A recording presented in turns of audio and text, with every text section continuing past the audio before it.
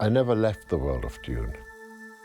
In fact, I think Denis thought I was quite mad because I kept writing after we finished the movie. 6 months after Dune released, Hans was still composing, was still scoring the movie. I was like, sometimes receiving music and say, Hans, the movie's in theater right now and you're still sending me music. He said, yeah, but it's not, you understand, I want you to be inspired for part 2. I don't think Hans really stopped. I knew the story, I knew the book, I knew it was coming our way. And it felt important to carry on writing when we were still in the same frame of mind. Had we not stood outside Warner, and had you not said to me, you ever heard of a book called Dune? Everything would be different.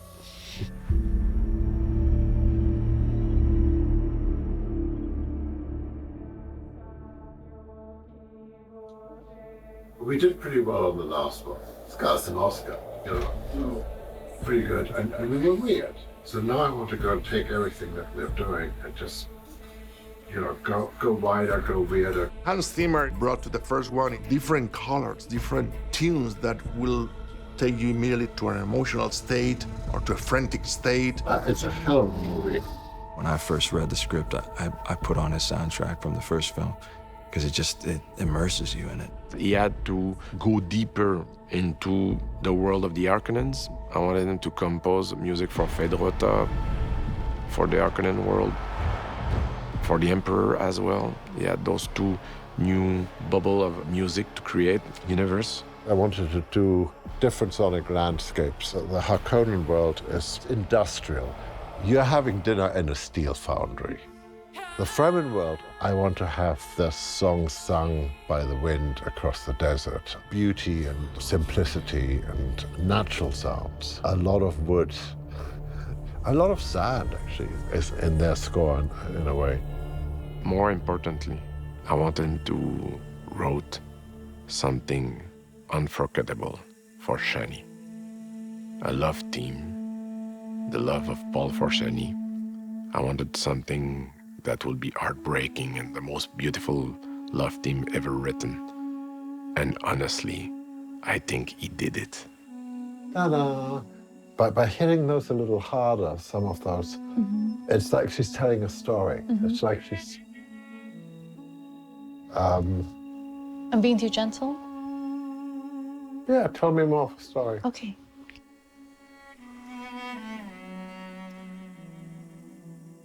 For me, the romance is atypical, but it was always going to be the heart of the story, of this movie.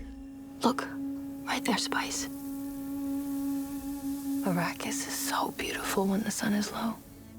Chani shows him how to love this barren planet. I originally wrote the theme for her and then let it spread, like bleed across into Paul and then let that bleed across into the planet.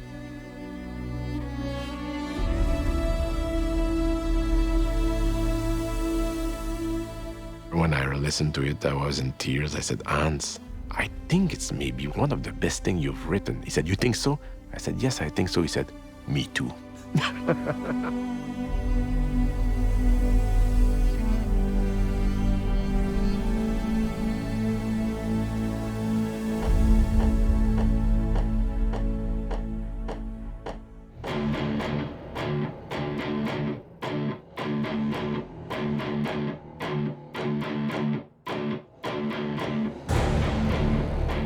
If we were to do it with an orchestra, it would actually destroy the intimacy. It's a really good group. I never understood why a film set on some strange planet in the future should use a normal, romantic, Middle European orchestra. You know, why am I suddenly hearing violins? So we started building instruments, and we started designing instruments. Guillaume, Christophe, and Ed Egan, Canadian genius designer, spent 10 years building these beautiful instruments out of wood with a lot of electronics inside. We have all these resonators. So there are two wooden ones, the big pyramid. And we basically have the ability to take any one of our setups from either my setup or Guillaume's setup or Christophe's, whatever we're playing, We can print these things separately, but we can also feed it selectively into the resonators. Just great flexibility, and we can react to this acoustic sound that's coming back from the resonators. It gives new kind of sounds that you never heard before, and that's great. When you hear it, you don't know if it's going from the future, that you don't know exactly what kind of instrument is it. So the pitch is continuum, the volume is continuous. You have the osmos, so you have two of them. On the osmos is that whenever you start pressing a note, you get the first sound, and you can vibrate the sound and have the pressure being under control all the time. When you play a note on a piano, basically it goes plonk, right? Plonk, and it dies out. What they've done is when you touch the keyboard, it knows you're already touching the keyboard.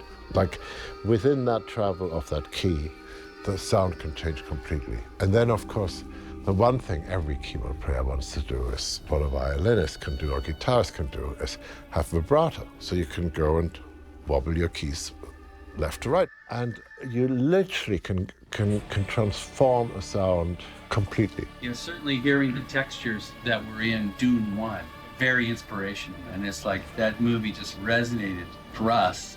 And it was like saying, man, this is like the environment that we love living in. So it's like, it's just a beautiful, beautiful score. And it's amazing to be able to start contributing our kind of vision into this acoustic world.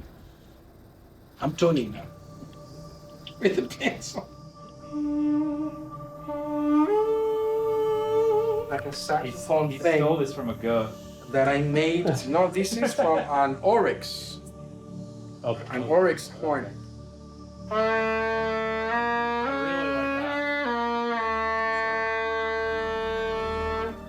Hans is restless instrumentally. You know, Pedro, who plays the duduk, he's also very, keen on going to Home Depot and buying a load of plastic tubing and somehow putting a reed on it and making a sound.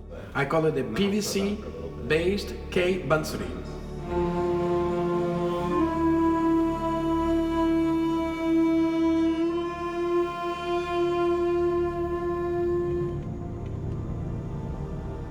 I can sleep tonight. Oh, Pedro, we got Pedro from Venezuela. You know, with all this technology going on, you need somebody who can play with this enormous heart that he has. It's just music flows from him.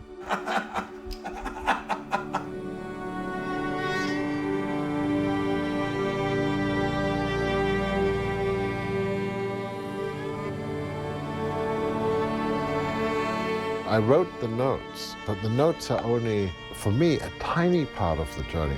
The notes need to be dressed up, so they need to have sound.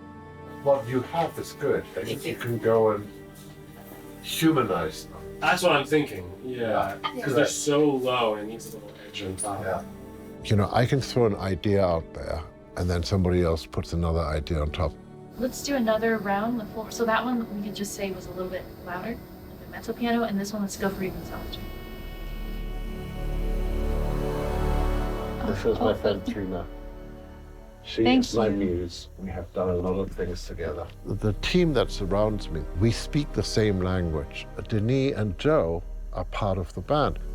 The thing I love about Joe is that he works as much on sound that he works on the images. And there's a whole structure that we work together on the structure of sound. How much do you have to adjust things when I send it? I mean, how much do I get you into trouble? Because I have a feeling you and I are very...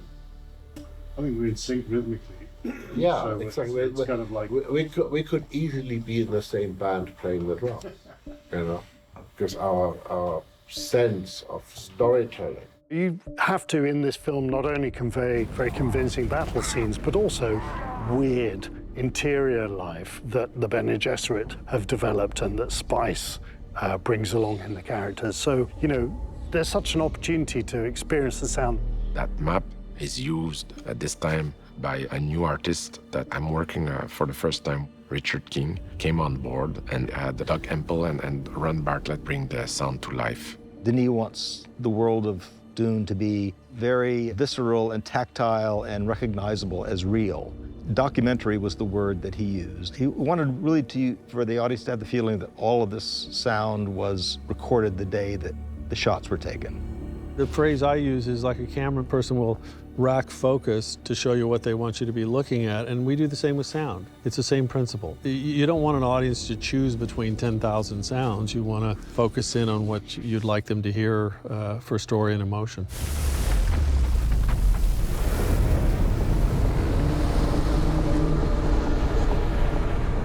The worm is much more of a feature, and is featured a lot more in this film, and so we needed to create the sound of the worm riding along the surface, and the velocity of the worm and the friction of the worm on the ground. Well, when Paul rides the worm the first time, he gets the grandfather of all worms, and we had to make it sound like that. This 50 tons of meat traveling along the ground at 50 miles an hour. So there were so many challenges. We did a lot of recording in the desert, dragging large objects across sand and gravel, and then utilizing pitch shifters and simple kind of analog tools like that to alter the sounds. It's a real handoff moment where it's this massive worm.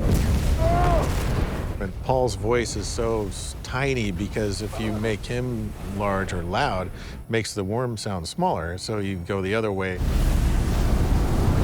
The worm's huge, you can barely hear Paul like yelling or doing any efforts. But when you get to the music, that's when it's like, ta-da, you know, he's gonna really take off and ride this giant worm. And it's just very heroic and gives you goosebumps. Richard's sound is spectacular and phenomenal. So I quietly have to find it's not quite fighting a battle, it's outwitting him, you know? It's like figuring out, okay, hang on, I know that Richard will just have appropriated the whole top end of the audio spectrum. So I better find something sort of in the middle to sneak in, you know? This is the score done by the band. Well, it's by you, played by the band. This is a score done by the band. Don't argue with me.